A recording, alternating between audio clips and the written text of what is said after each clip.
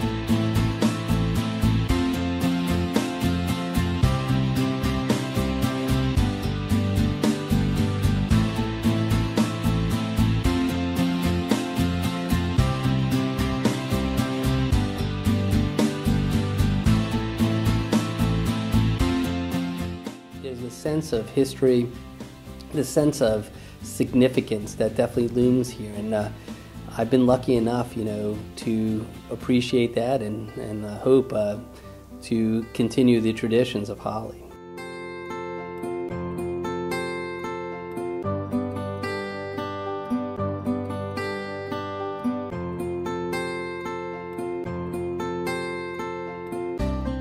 There was so many discoveries made here of how to treat the disease, what to do for the disease, how to treat the patients.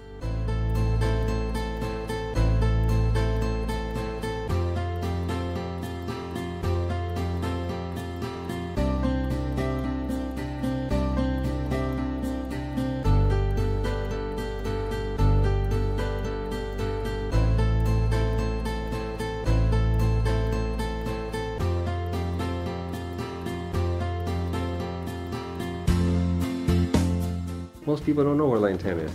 Interestingly, A.G. Holley put Lantana on the map. They don't know what it is or where it is. A.G. Holley what? A.G. Holley who? They just don't know what it is. Some people to this day still think it's a mental hospital. Even if you went across the street to the 7-Eleven, they wouldn't know who we were. So You're right. I did the best I could do at a place that nobody knew where it was. That's what I can say.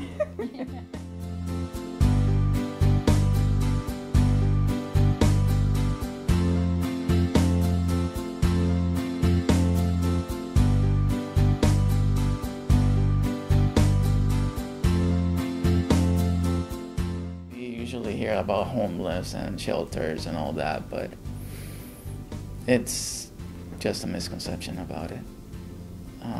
But yeah, they were shocked. I was shocked. Everybody was shocked that I even have not the regular TB, but the multi-persistent type. How did I get it? doctors can't pinpoint, I cannot pinpoint where actually I got it from. We were determined to make sure that patients with TB, no matter where they were, got the best care. And that's when we came up with the motto, Assure the Cure.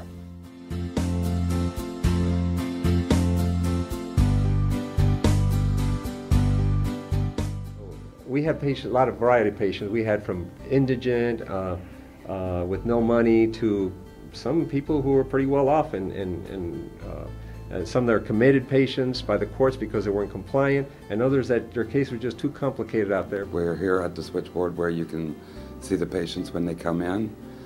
You see them in shackles, handcuffs, gurneys. It's very sad, it's heartbreaking.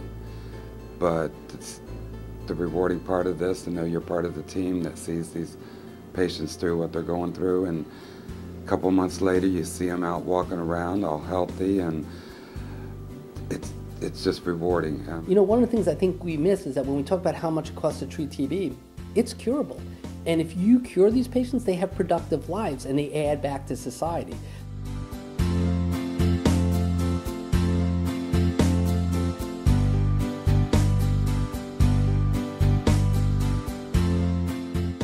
They worked hard, and they were real hard-working people back then, you know, to make sure I got what I needed and got the care that I needed, and did the best they can back then with the medicine and the know-how that they had.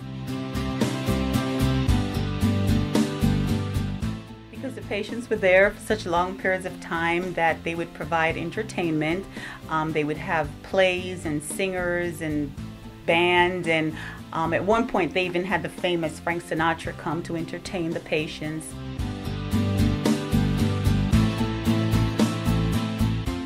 Back then, they didn't allow them to wear their personal clothes. They had to wear pajamas and gowns. I mean, house robes and stuff.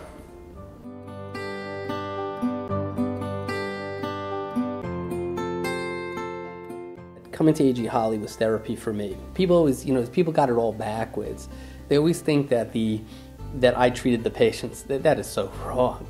The patients treated me, because the patients constantly gave me inspiration, they gave me faith, and they gave me a view on life that cured me. Not only the disease plays a role in your body, but your mind as well.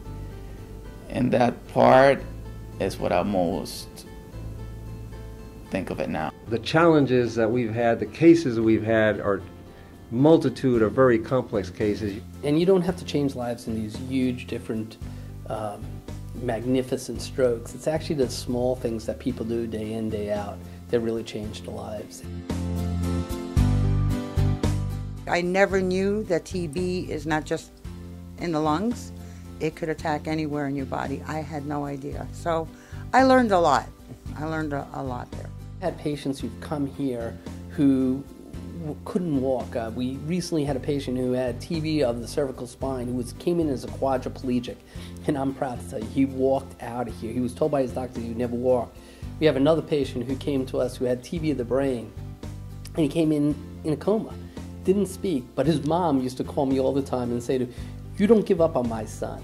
She would yell and scream, "You don't give up on my son. My son's gonna walk, and he's gonna prove, you know, the strength, the faith." And sure enough, she was right. The guy, 2 different times, you know, we thought we had him back. He started to wake up. He was walking, went into a coma again, near death, did that 3 different times. We called him the cat because he had 9 lives. And I'm proud to say he walked out of here and he's doing great. He has a girlfriend. He has a life back. The stories here are endless. It's not 1 or 2. The cases we've had are just so complete. We could write a book. We are like a family. We talk, we love, we help each other. Just an honor being here, last patient. And I just can't thank the staff I've had the opportunity to work with throughout, and the patients who definitely inspired me, and then all the support we've gone through the counties. And I'm not just talking about the health departments, I'm talking about the hospitals, the community doctors. It's been outstanding.